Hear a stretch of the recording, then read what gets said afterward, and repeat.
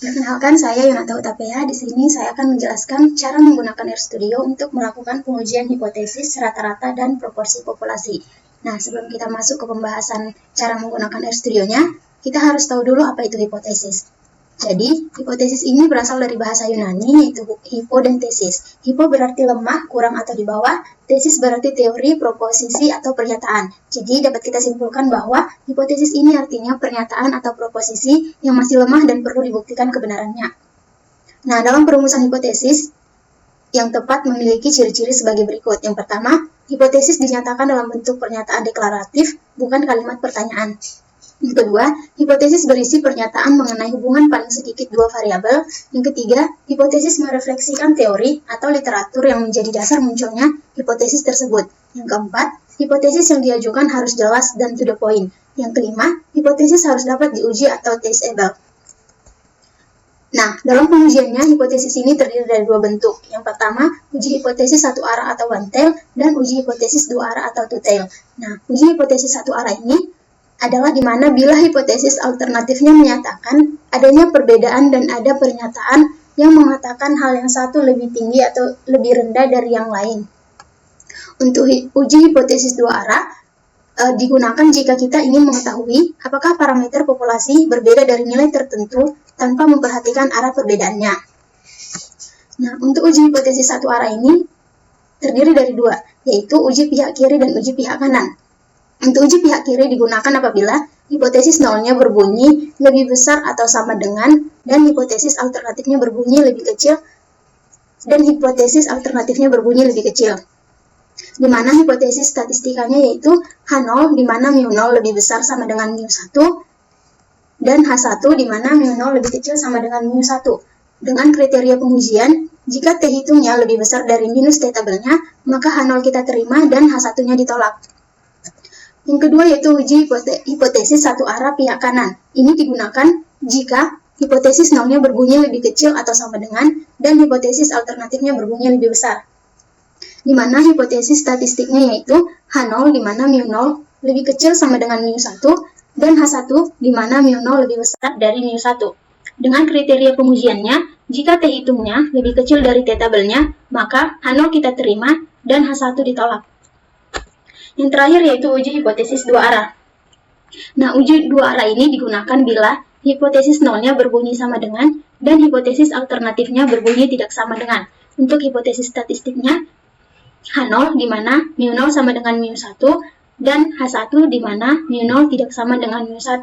Dengan kriteria pengujian, jika T hitungnya lebih besar dari minus T tabel, dan T hitungnya lebih kecil dari T tabel, maka H0 diterima dan H1 ditolak. Nah, jadi dapat kita simpulkan beberapa perbedaan antara uji hipotesis satu sampel satu arah dan dua arah, yaitu untuk tujuan pengujian, hipotesis satu sampel menguji apakah parameter populasi lebih besar atau lebih kecil dari nilai tertentu. Sedangkan untuk uji hipotesis dua arah, tujuan pengujiannya adalah untuk mengetahui apakah parameter populasi berbeda dari nilai tertentu, baik lebih besar maupun lebih kecil. Nah, untuk arah pengujiannya, uji hipotesis satu sampel satu arah hanya menguji satu sisi distribusi, baik itu yang lebih besar atau yang lebih kecil. Untuk uji hipotesis dua arah, menguji kedua sisi distribusi. Hipotesis alternatifnya untuk satu sampel satu arah, H1-nya di mana mu0 lebih kecil dari mu1, ini adalah uji pihak kiri, atau H1-nya di mana mu0 lebih besar dari mu1, ini adalah uji pihak kanan. Sedangkan untuk uji hipotesis dua arah, hipotesis alternatifnya adalah H1 di mana mu0 tidak sama dengan mu1.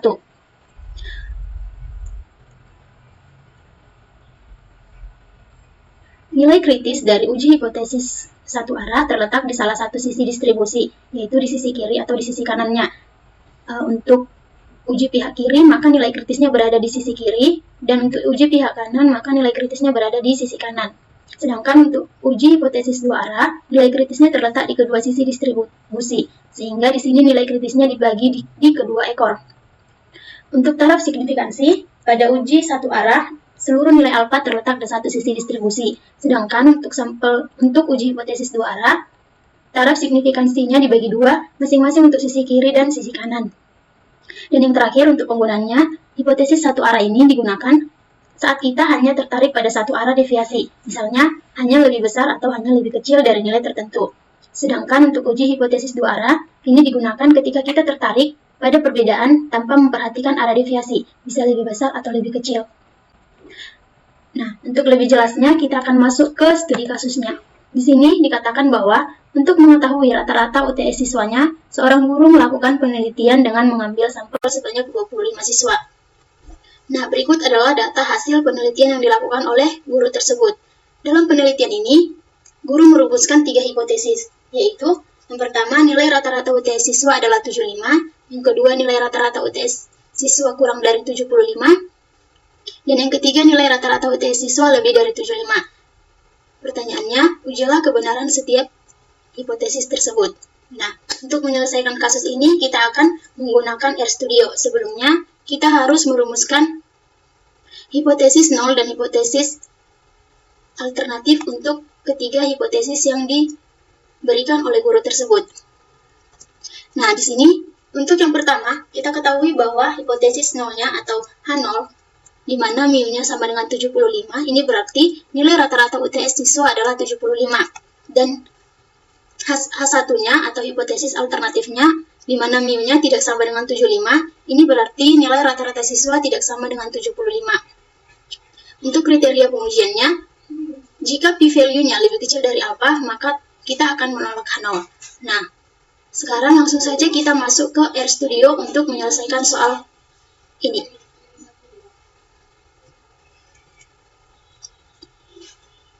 Kita mengetahui apa itu uji hipotesis, bentuk pengujian hipotesis, perbedaan uji hipotesis satu sampel satu arah dengan satu sampel dua arah. Sekarang kita masuk ke contoh kasus dan menyelesaikannya menggunakan RStudio. Nah, untuk contoh kasus yang pertama, di sini untuk mengetahui nilai rata-rata UTS siswanya, seorang guru melakukan penelitian dengan mengambil sampel sebanyak 25 siswa. Berikut adalah data hasil penelitian yang dilakukan oleh guru.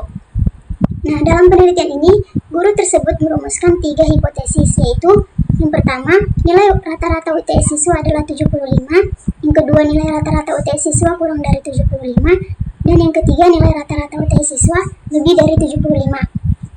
Di sini dikatakan bahwa ujilah kebenaran setiap hipotesis tersebut. Nah, untuk menyelesaikan ini, yang pertama kita harus menyatakan hipotesis nolnya dan hipotesis alternatifnya terlebih dahulu. Yaitu untuk yang pertama, H0-nya di mana mu sama dengan 75, ini berarti nilai rata-rata UTS siswa adalah 75. Dan untuk H1-nya di mana mu tidak sama dengan 75, ini berarti nilai rata-rata siswa tidak sama dengan 75. Nah, jika kita ingin menggunakan RStudio, maka kriteria pengujian yang akan kita perhatikan adalah jika p-value yang akan kita peroleh nanti lebih kecil dari alpha, maka kita akan menolak H0. Untuk lebih jelasnya, kita langsung masuk ke RStudio-nya.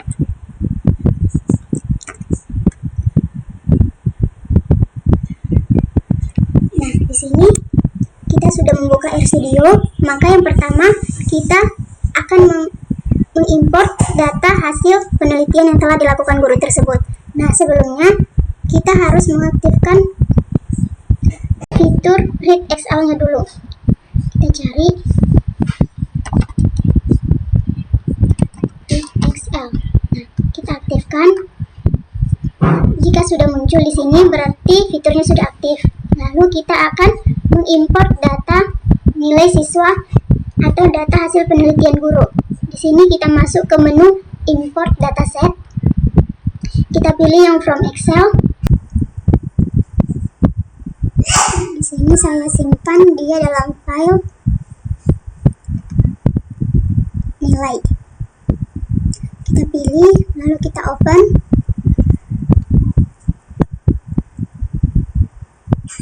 Kita tunggu sebentar.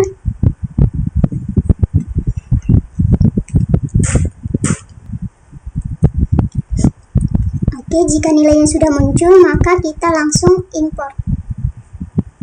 Nah, di sini sudah muncul, maka datanya sudah berhasil kita masukkan ke dalam RStudio-nya.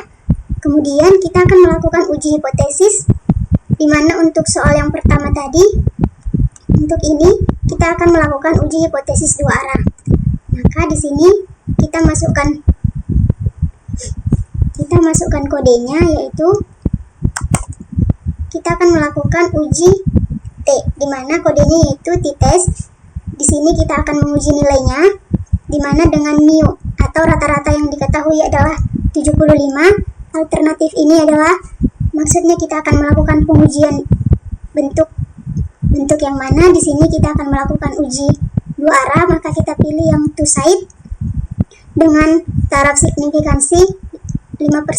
Di sini untuk taraf signifikansinya kita gunakan confident level, itu sama dengan 0,95.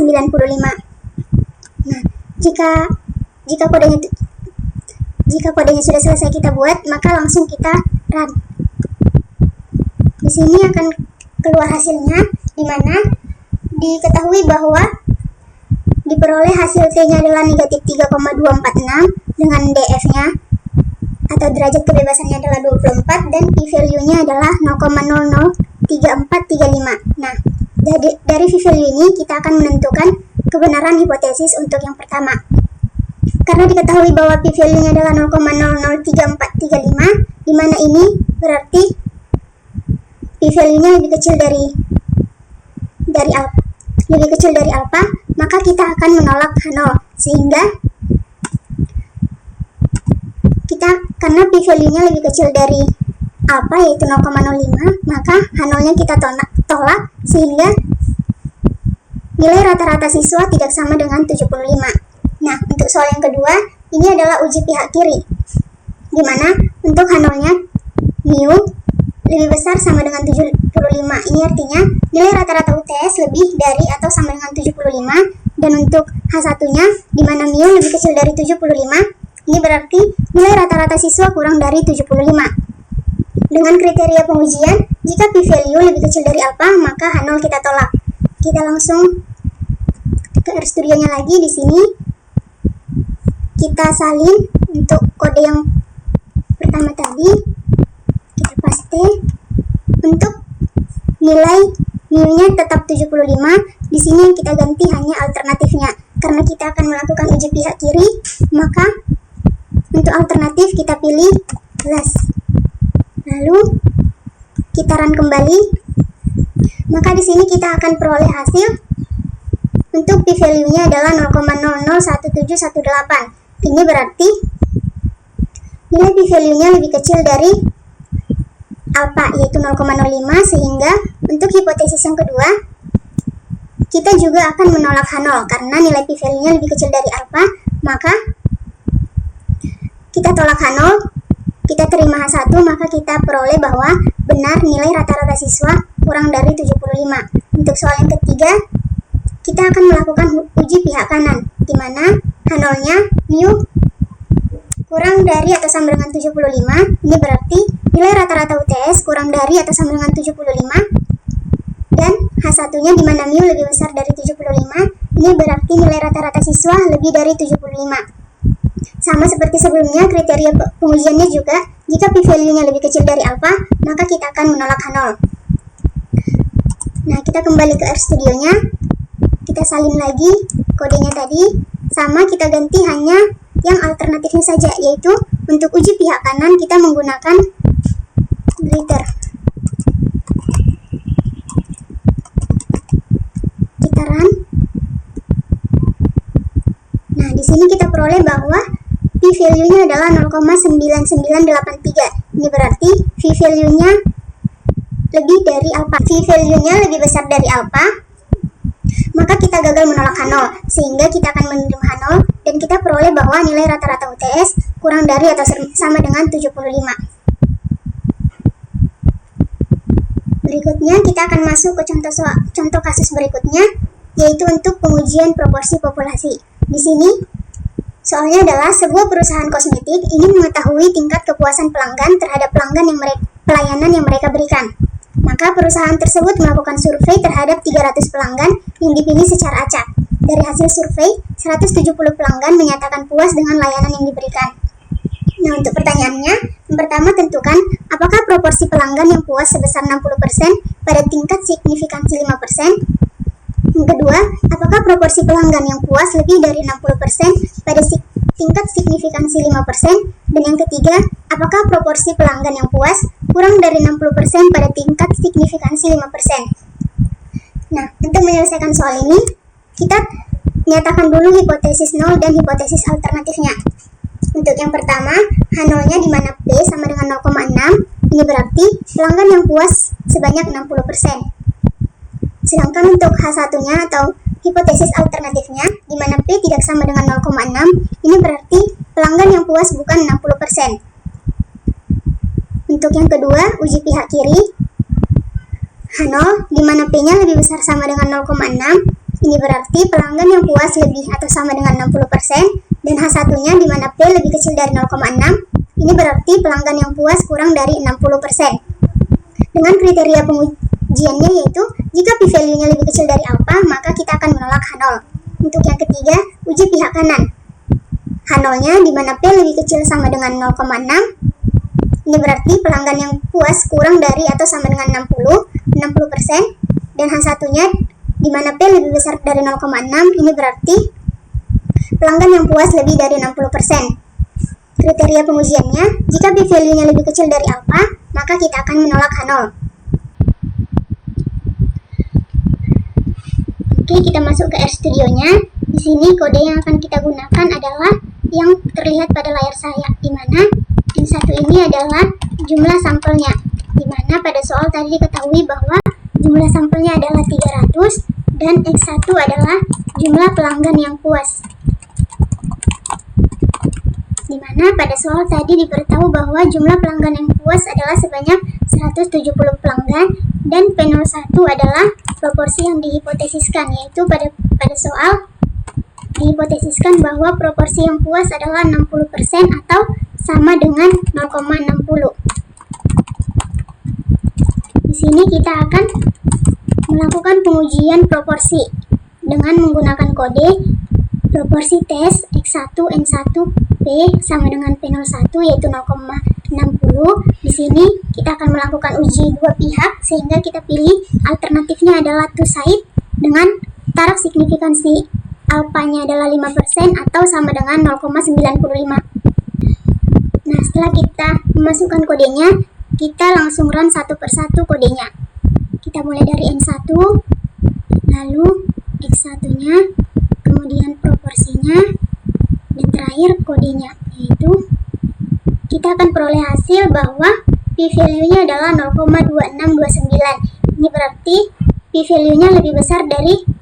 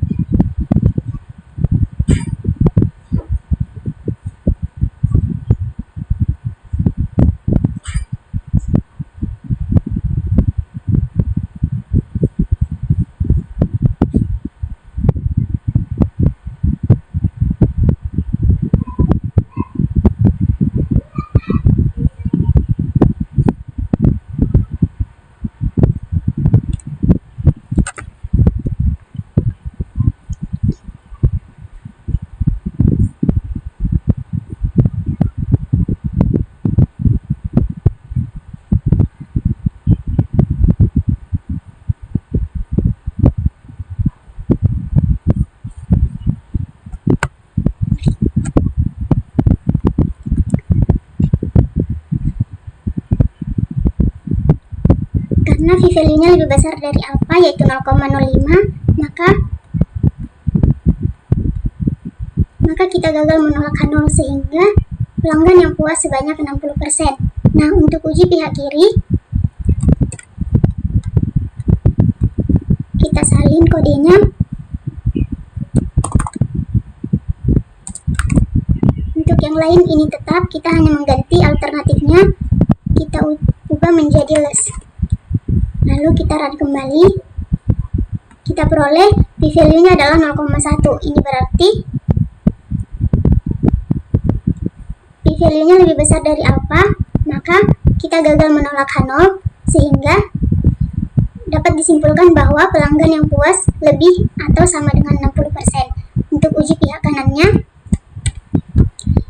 kita salin kembali kodenya, kita ganti alternatifnya menjadi greater, lalu kita run. Di sini kita peroleh bahwa p-value-nya adalah 0,8. Ini berarti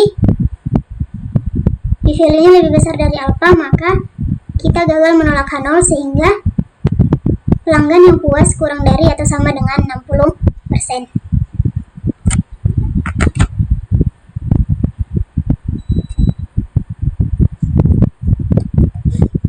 Baik teman-teman, sekian penjelasan saya mengenai cara menggunakan RStudio untuk melakukan pengujian hipotesis rata-rata dan proporsi. Semoga video ini bermanfaat.